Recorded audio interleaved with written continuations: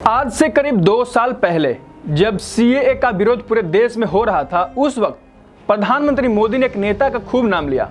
उस नेता का नाम लेकर विपक्षियों पर हमला बोलते और कहते, देख लो क्या हश्र हुआ। हम सभी जानते हैं कि भारत और पाकिस्तान का बंटवारा 1947 में हुआ, पर क्या आप ये जानते हैं कि दोनों देशों के पहले कानून मंत्री कौन थे? नहीं जानते होंगे, कोई बात नहीं, हम आपको बताएंगे। जिस नेता का नाम लेकर पीएम विपक्षियों पर तंज कसते और बीजेपी हमेशा अपने पॉलिटिकल एजेंडे के तहत इस्तेमाल करती आई है, वह कोई और नहीं बल्कि पाकिस्तान के पहले कानून मंत्री जोगेंद्र नाथ मंडल हैं। नमस्कार, मेरा नाम है सुरजीत और आप देखना शुरू कर चुके हैं द लोकसभा। जब देश में सीए का विरोध चरम सीमा पर था, तब पीएम ने कहा था, देख लो पाकिस्तान ने दलितों के साथ क्या सलूक किया, और इस तरह कांग्रेस पर दोष मढ़ते कि दलितों के लिए कुछ नहीं किया है। हिंदुस्तान के भीमराव अंबेडकर और पाकिस्तान के जोगेंद्र नाथ मंडल, ये जानकर अचरज होगा कि दोनों देशों के पहले कानून मंत्री दलित थे। फिर भी दोनों देशों में दलितों का हाल आपके सामने है। कहते हैं नाम में राजा लगा लेने से कोई राजा नहीं हो जाता। ठीक उसी प्रकार देश का कानून मंत्री दलित हो जाने से दलितों का भला नहीं हो जाता। देश के प्रधानमंत्री के अलावा उत्तर प्रदेश के मुख्यमंत्री योगी आदित्यनाथ भी सीए के विरोध के वक्त यूपी के विधानसभा में जोगेंद्र नाथ मंडल की आखिरी दिनों की दास्तान बता रहे थे। तब विधानसभा में मौजूद तमाम दलों के नेताओं के लिए एक अचरज भरी कहानी थी। हो भी क्यों ना, जोगेंद्र नाथ मंडल भारतीय इतिहास के एक ऐसी शख्सियत रहे हैं जिनसे जुड़ी हर घटना जितनी दिलचस्प है उतनी ही दर्दनाक भी। पर अफसोस, इतिहास ही ज्यादातर घटनाओं की तरह जोगेंद्र नाथ मंडल के बारे में देश की नई पीढ़ियों को न बताया गया और न ही पढ़ाया गया। दरअसल ज्यादातर समय तक देश की हुकूमत पर काबिज रहे राजनीतिक दलों और दलितों के नाम पर सिलेक्टिव सियासत करने वालों के लिए जोगेंद्र नाथ मंडल की कहानी उनके मिजाज की नहीं लगती। दलितों के नाम पर आवाज उठाकर अपनी राजनीतिक कारोबार चलाने वालों को ये बताते हुए आज भी डर लगता है देश की आजादी के साथ ही हुए बंटवारे की कहानी की, कि जिसमें पहली बार दलित मुस्लिम केमिस्ट्री का पहला प्रयोग किया था। पर यह प्रयोग इतना असफल, इतना दर्दनाक और इतना क्रूर रहा कि आज कोई इसकी चर्चा करना भी नहीं चाहता। सिलेक्टिव दायरे में रहने वाले दलित चिंतक हो या फिर दलित लीडर, सबको एक दलित परिवार में जन्मे जोगेंद्र नाथ मंडल के नाम से खासा परहेज है। जोगेंद्र नाथ मंडल का जन्म 29 जनवरी 1904 को अविभाजित बंगाल के बोरीसाल जिले के गौर नदी थाना के अंतर्गत मौस्तर कांदी गांव में हुआ। कृषिजीवी नामोशूद्र परिवार में हुआ था। उनके पिता का नाम रामदयाल मंडल और माता का नाम संध्या रानी मंडल था। अपने माता पिता के सबसे छोटे संतान जोगेंद्र नाथ मंडल के मन में बचपन से ही पढ़ाई के प्रति लग थी। वे हर हाल में पढ़ना चाहते थे और उन्होंने पढ़ा भी। 1934 में पहली बार लॉ की डिग्री पूरी की, परंतु ना तो कोई नौकरी और ना ही वकालत का पेशा बनाया। अपने समाज की सामाजिक और आर्थिक बदहाली को देखते हुए उन्होंने समाज को प्राथमिकता दी और आंदोलन का रास्ता चुना। वे अपने समय के सामाजिक हालातों को जानते थे कि किस तरह वर्ण व्यवस्था ने समाज में खाई पैदा कर दी है। यह खाई सामाजिक तो थी ही, राजनीतिक, आर्थिक और सांस्कृतिक भी थी। उस समय दलित समाज के लोग एक तरफ छुआछूत, गैर बराबरी को दंश झेल रहे थे, तो दूसरी तरफ आर्थिक तंगी से उत्पन्न लाचारी को भी। ब्रिटिश भारत में जोगेंद्र नाथ मंडल ने राजनीतिक जीवन की शुरुआत साल 1937 में की, जब उन्होंने निर्दलीय बाखरगंज उत्तर पूर्व से सामान्य सीट से निर्दलीय चुनाव लड़ा। इस चुनाव में उन्होंने कांग्रेस के जिला समिति के अध्यक्ष सर्कल कुमार दत्त को हराकर विजय प्राप्त किया। और इसी तरह फजलुल हक के नेतृत्व में बंगाल में पहली बार 1937 को मिलीजुली सरकार का गठन हुआ। लेकिन साल 1938 के आरंभ में ही जोगेंद्र नाथ मंडल ने 20 दलित विधायकों को लेकर इंडिपेंडेंट शेड्यूल कास्ट पार्टी का गठन किया। हेमचंद नस्कर को महासचिव बनाया गया।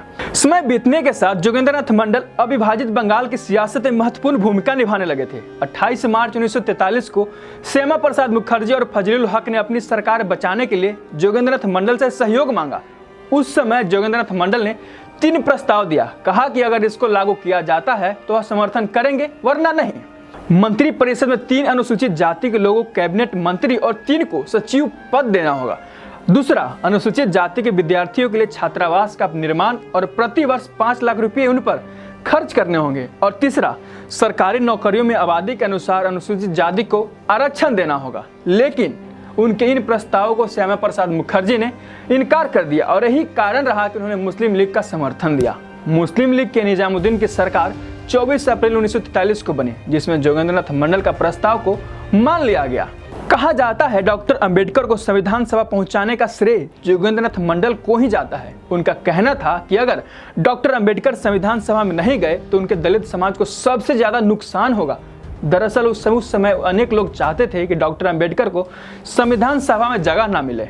सुभाष चंद्र बोस से प्रभावित जोगेंद्रनाथ मंडल ने आज़ादी की लड़ाई में भी खासा योगदान दिया, लेकिन वे राष्ट्रीय कांग्रेस के बजाय मुस्लिम लीग से जुड़े हुए आंदोलन करते रहे। इसकी वजह यह भी रही कि वो अपने नामुसीरत जाति के प्रति भेदभाव को लेकर हिंदू वर्ण व्यवस्था से नाराज थे। बता दें, उस वक्त उनकी जाति हिंदू जाति व्यवस्था से बाहर मानी जाती थी, लेकिन एक बड़ा कारण उनकी मोहम्मद अली जिन्ना से दोस्ती थी। कहते हैं साल 1946 से बंगाल दंगे के दौरान मंडल ने दलित समुदाय से कहा था कि वे मुसलमानों के खिलाफ किसी हिंसा का हिस्सा न बने। इससे वे जिन्ना के और करीब आ गए। इसी बीच भारत विभाजन की बात चली। जोगेंद्रनाथ मंडल भारत के बंटवारे के पक्ष में नहीं थे, लेकिन उन्होंने महसूस किया कि उच्च जाति के हिंदुओं के बीच रहने से शूद्रों की स्थिति में सुधार नहीं हो सकता, इसलिए पाकिस्तान दलितों के लिए एक बेहतर अवसर हो सकता है। तब उन्होंने जिन्ना के आश्वासन के बाद पाकिस्तान जाने का फैसला किया। जिन्ना को किसी ऐसे शख्स की जरूरत थी जो पाकिस्तान में उपस्थित अल्पसंख्यक समुदाय के बीच ताकतवर भी हो, लेकिन जो जिन्ना से ज्यादा दमदार न हो। यानी एक मायने में देखा जाए तो पाकिस्तान में बहुसंख्यक मुसलमानों और अल्पसंख्यक हिंदुओं के बीच संतुलन के लिए किसी नेता की तलाश में थे। ऐसे में जोगेंद्रनाथ मंडल से बेहतर विकल्प नहीं था। वे जिन्ना के विचारों के समर्थक तो थे ही, साथ में हिंदुओं के लोकप्रिय नेता भी थे।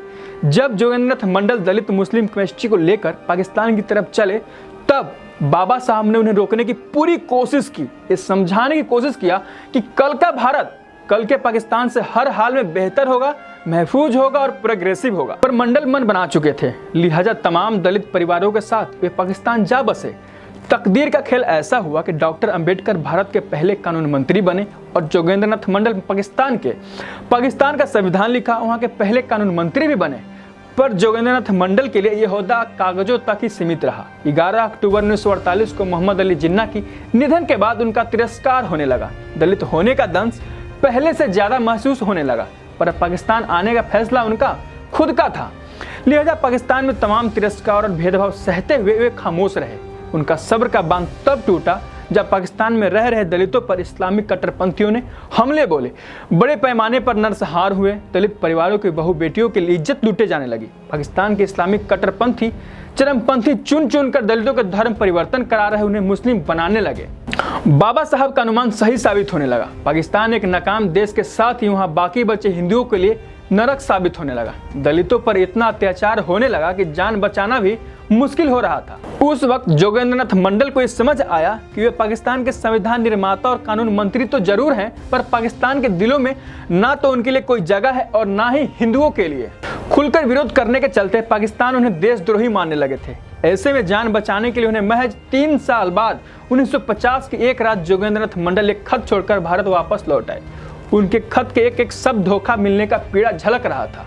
उन्हें इस खत का जिक्र किया कि उनका पाकिस्तान जाने का फैसला उनकी जिंदगी का सबसे बड़ी गलती थी।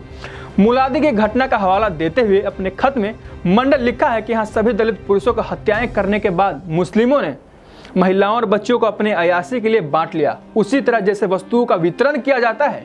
इस खत में मंडल ने लिखा कि इस्लाम के नाम पर जिन दलितों का शिकार बनाया जा रहा है, उनका सिर्फ कसूर यह है कि वो हिंदू हैं। जब मंडल पाकिस्तान छोड़कर भारत के बंगाल राज्य में शिफ्ट हो गए तो उन्हें अपनी ही जाति के लोगों ने भी शक की निगाहों से देखा, क्योंकि वो पाकिस्तान से आए थे। हालांकि पाकिस्तान जाने से पहले वो भारत में दलितों के सबसे बड़े नेता भीमराव अंबेडकर के सहयोगी रहे थे, लेकिन अब मंडल का समर्थन करने वाला कोई नहीं था। पाकिस्तान के साथ अपने पिछले संबंधों के कारण ऊंची जाति के हिंदुओं ने उन्हें बंटवारे उनके मौजूदा हालात के लिए जिम्मेवार ठहराया। उच्च जाति के हिंदू उनका मजाक उड़ाते और उन्हें जोगेंद्रनाथ मंडल की जगह जोगन अली मुल्ला कहकर पुकारते थे। दलित चेतना का ये नेता दलित मुस्लिम गठजोड़ के बर्बर परिणामों के तौर पर असंख्य हत्याओं, धर्मांतरण और महिलाओं के साथ हुए अत्याचार का बोझ दिल पर लिए भारत की ही माटी में 5 अक्टूबर 1968 को दुनिया से अलविदा हो गया। एक दुर्भाग्य की ही बात है कि पाकिस्तान के नेशनल असेंबली की वेबसाइट पर पहले अध्यक्ष के तौर पर मंडल का नाम मौजूद नहीं है। मंडल ने पाकिस्तान आकर कितनी बड़ी गलती की, या गलती थी भी या नहीं, ये तय करना अब आपका काम है। आज सीए के जरिए जिन लोगों को नागरिकता देने के बारे में मोदी सरकार सोच रही है, उनमें बड़ी तादाद उन दलित परिवारों की है जो पाकिस्तान में जिंदा लाश की तरह जी रहे हैं। जान बचाने के साथ ही बहन बेटियों की आबरू बचाना भी उनके लिए एक बड़ी चुनौती है। ऐसे में एक सवाल बड़ा है, जोगेंद्रनाथ मंडल अगर आज के दौर में जान बचाने के भारत वापस लौटने के लिए सोचते तो क्या उनका भी ऐसे ही विरोध होता? ऐसे ही तमाम जानकारी और राजनीतिक से जुड़े खबरों के लिए बने रहिए हमारे साथ और देखते रहिए द लोकसभा।